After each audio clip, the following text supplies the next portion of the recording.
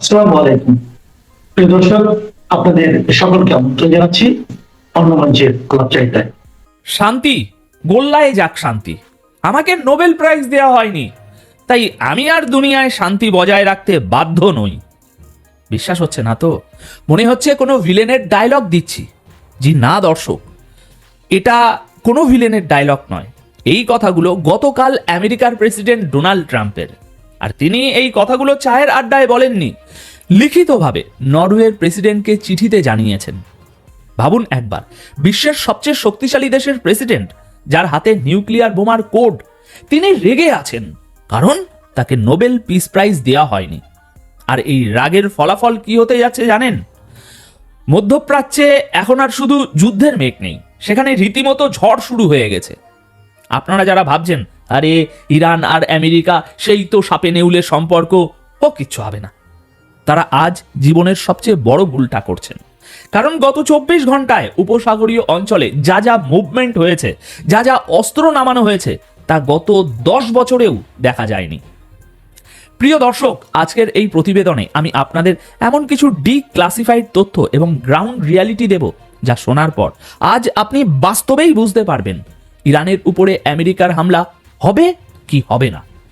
Trump কি সত্যি তার নোবেল না পাওয়ার রাগ ইরানের উপর ঝাড়তে যাচ্ছেন, নাকি এর পেছনে আছে আরো গভীর কোনো জিওপলিটিক্যাল গেম?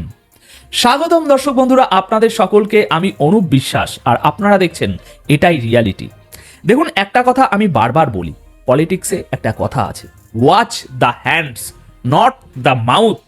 মানে রাজনীতিবিদরা মুখে কি বলছে সেটা দেখার চেয়ে জরুরি হলো তারা হাতে কি করছে। ট্রাম্প মুখে বলছেন তিনি নোবেল পাননি বলে রেগে আছেন, কিন্তু তার মিলিটারি বা পেন্টাগন আসলে কি করছে সেটাই আসল দেখার বিষয়। খবরটা খুব সাবধানে বাছবিচার করে আপনাদের দিচ্ছি। এই মুহূর্তে আমার হাতে যে তথ্য আছে সেই অনুযায়ী গতকাল 19শে জানুয়ারি এই খবর পুরো পশ্চিমা বিশ্বকে কাঁপিয়ে দিয়েছে। দাবি করা হচ্ছে এবং প্রমাণ দেওয়া হয়েছে যে আমেরিকা গালফ বা উপসাগরীয় দেশগুলোতে তাদের প্যাট্রিয়ট মিসাইল সিস্টেম নতুন করে মোতায়েন করা শুরু করেছে। এখন হয়তো আপনারা প্রশ্ন করবেন, ভাই প্যাট্রিয়ট তো ডিফেন্স সিস্টেম, মানে আত্মরক্ষার জন্য, এতে ভয়ের কি আছে? ভাই রে ভাই, এখানেই তো আসল খেলা। যুদ্ধের নিয়ম হলো, আপনি যখন কাউকে চড় মারার পরিকল্পনা করেন তখন আগে নিজের গালটা হেলমেট দিয়ে ঢেকে নেন, কারণ আপনি জানেন পাল্টা চড় আসবেই। আমেরিকা যখন তাদের মিত্র দেশগুলোতে, যেমন সৌদি আরব, জর্ডান বা আরব আমিরাত, সেখানে এই অ্যান্টি মিসাইল শিল্ড বসাচ্ছে, এর সোজা অর্থ হলো আমেরিকা অ্যাটাক করবে এবং তারা জানে ইরানও চুপ থাকবে না। ইরান পাল্টা ব্যালিস্টিক মিসাইল মারবে, আর সেই পাল্টা মার ঠেকানোর জন্যই এই আগাম প্রস্তুতি। মানে সোজা বাংলায় চিত্রনাট্য লেখা শেষ, এখন শুধু অ্যাকশন বলার অপেক্ষা। কিন্তু দাঁড়ান, শক খাওয়া এখনো বাকি আছে। শুধু মিসাইল ডিফেন্স নয়, গতকাল 19শে জানুয়ারি আন্তর্জাতিক গণমাধ্যমের রিপোর্ট অনুযায়ী আমেরিকার দানবীয় বিমান C-17 গ্লোব মাস্টার এখন ঝাঁকে ঝাঁকে মিডল ইস্টে ল্যান্ড করছে। দর্শক, C-17 গ্লোব মাস্টার কোনো সাধারণ বিমান নয়, একে বলা হয় লজিস্টিক বিস্ট। এর পেটের ভেতর আস্ত একটা ছোটখাটো সেনাবাহিনী, ট্যাঙ্ক এবং ভারী অস্ত্রশস্ত্র এঁটে যায়। 1,70,000 পাউন্ড ওজন নিয়ে এটা যে কোনো ছোটখাটো রানওয়েতে নামতে পারে। ফ্লাইট ট্র্যাকিং ডেটা বলছে এই বিমানগুলো ব্রিটেন থেকে উড়ে ভূমধ্যসাগর হয়ে সোজা মধ্যপ্রাচ্যের আমেরিকান বেসগুলোতে ঢুকছে।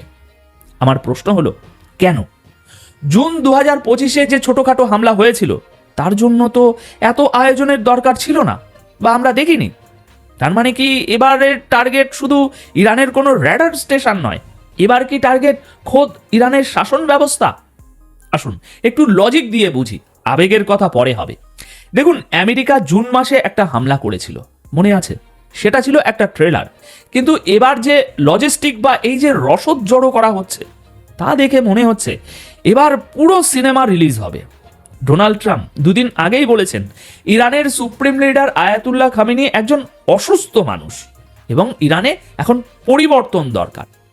এখানে শব্দগুলো খেয়াল করুন, অসুস্থ মানুষ, পরিবর্তন দরকার।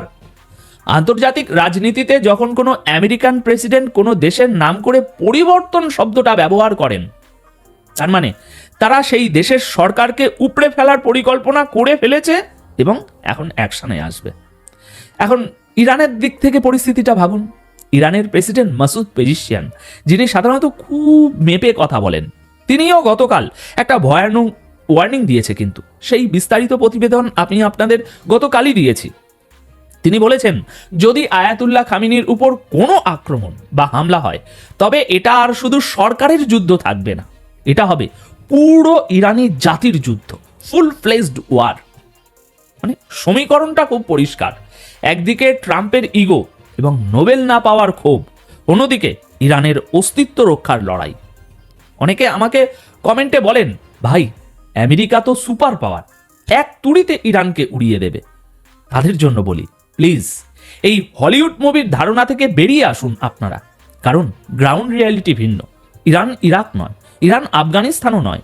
ইরানের কাছে এমন সব মিসাইল টেকনোলজি আছে যা পুরো মধ্যপ্রাচ্যকে, একটা দুটো দেশ না, পুরো মধ্যপ্রাচ্যকে জ্বালিয়ে দিতে পারে। আর ঠিক এই কারণেই আমেরিকা ইসরায়েলকে বলির পাঠা বানাচ্ছে কিনা সেটাও একটা প্রশ্ন। কারণ ইরান যদি পাল্টা মারে, তবে সবার আগে মার খাবে ইসরায়েল। ট্রাম্পের এই যুদ্ধের নেশা কি ইসরায়েলকে সবচেয়ে বড় ঝুঁকির মুখে ফেলছে না? আচ্ছা, ট্রাম্পের সেই চিঠির কথায় আবার ফিরে আসি। নরওয়ের প্রধানমন্ত্রীকে লেখা চিঠিতে ট্রাম্প গ্রিনল্যান্ডের প্রসঙ্গও টেনেছেন। তিনি বলছেন, রাশিয়া আর চীনকে ঠেকাতে গ্রিনল্যান্ড আমেরিকার চাই। তার মানে বুঝতে পারছেন? এই লোকটার মাথায় এখন গ্লোবাল ডমিনেন্স বা বিশ্ব দখলের নেশা চেপেছে। তিনি আর কোনো নিয়ম মানতে রাজি নন। যখন কোনো রাষ্ট্রপ্রধান বলেন, আমি আর শান্তি মানতে বাধ্য নই, তখন বুঝে নেবেন বারুদের স্তূপে আগুনটা তিনি নিজেই দেবেন। আচ্ছা, বাদ দিন এসব ভারী ভারী কথা, আসুন একটু সহজ করে ভাবি। মনে করুন আপনার পাড়ায় একজন মাস্তান আছে। সে একদিন হঠাৎ ঘোষণা দিল, আমাকে ক্লাবের সেক্রেটারি করা হয়নি, তাই কাল থেকে পাড়ায় আর কোনো শান্তি থাকবে না, আমি যাকে ইচ্ছা তাকেই পেটাতে পারি। অবস্থাটা ঠিক এমনই দাঁড়িয়েছে। ট্রাম্পের এই আচরণকে অনেকে ম্যাডম্যান থিওরি বলেন। তিনি নিজেকে এতটাই আনপ্রেডিক্টেবল বা পাগলাটে হিসাবে উপস্থাপন করছেন, যাতে তার শত্রুরা ভয়েই অর্ধেক মরে থাকে। কিন্তু সমস্যা হলো, ইরানও তো আর বসে নেই। ইরানি হ্যাকার গ্রুপ হান্ডালা আরেকটি তথ্য ফাঁস করেছে। তারা বলছে, আমেরিকার বিমানবাহী রণতরী ইউএসএস আব্রাহাম লিঙ্কন, যেটা সাগরে ভাসমান একটা ছোটখাটো শহর, যেটা নিয়ে বিভিন্ন রিপোর্ট ইতিমধ্যেই আমি আপনাদের দিয়েছি যে ধেয়ে আসছে, সেটা তার পুরো স্ট্রাইক গ্রুপ নিয়ে আগামী শনিবারে মিডল ইস্টের স্ট্র্যাটেজিক পয়েন্টে পৌঁছে যাবে। আগামী শনিবার, মানে আর মাত্র 4 দিন অপেক্ষা। আমার কেন জানি মনে হচ্ছে আমেরিকা এবার এমন কিছু করতে যাচ্ছে যা আমরা ইতিহাসে আগে দেখিনি, অন্তত আমি দেখিনি। ভেনিজুয়েলার কথা মনে আছে? আমেরিকা কিভাবে সেখান থেকে প্রেসিডেন্টকে তুলে নিয়ে গিয়েছিল মাত্র কিছুদিন আগে। মানে অন্য দেশ থেকে প্রেসিডেন্টকে কিডন্যাপ করে নিয়ে আসারও রেকর্ড আমেরিকার আছে।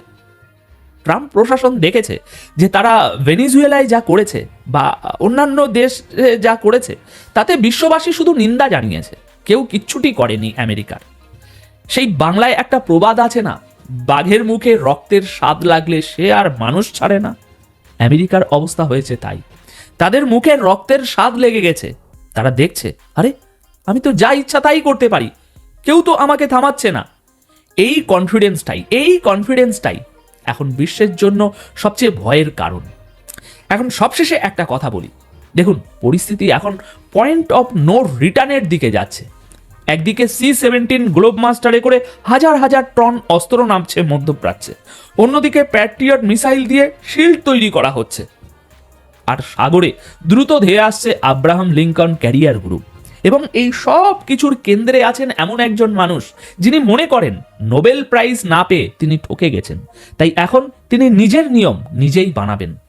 তাই দর্শক, আগামী 4-5টা দিন এই সময়টা মিডল ইস্টের জন্য এবং সম্ভবত পুরো বিশ্বের জন্য ক্রুশিয়াল। নীরবতাটা লক্ষ্য করেছেন? ইরানের দিক থেকেও কিন্তু অদ্ভুত নীরবতা, আর ঝড়ের আগের নীরবতা সবসময়ই ভয়ঙ্কর হয়। তারা ইরানের সুপ্রিম লিডার বা টপ লিডারশিপকে টার্গেট করে এমন এক সার্জিক্যাল স্ট্রাইক বা আচমকা হামলা চালাবে, যা জুন মাসের হামলার চেয়ে অন্তত 10 গুণ বেশি ধ্বংসাত্মক হবে। ট্রাম্প চাইবেন একটা বড় ধামাকা করে ইরানকে আলোচনার টেবিলে বাধ্য করতে। কিন্তু আমার ভয় হলো ট্রাম্পের এই জুয়া এবার বুমেরাং হবে। ইরান এই আঘাত হজম করবে না এবং আমরা খুব শীঘ্রই ইসরায়েল এবং আমেরিকান বেসগুলোতে এমন এক পাল্টা মিসাইল বৃষ্টি দেখতে যাচ্ছি যা এই যুদ্ধকে হয়তো হয়তো তৃতীয় বিশ্বযুদ্ধের দোরগোড়ায় নিয়ে যাবে। যতদূর মনে হয় আগামী শনিবারের পর পৃথিবী আর আগের মতো থাকবে না। এখন আপনাদের কি মনে হয়, ট্রাম্পের নোবেল না পাওয়ার রাগ কি আমাদের ডোবাবে, নাকি ইরান এবার আমেরিকাকে সত্যি উচিত শিক্ষা দিয়ে ছাড়বে?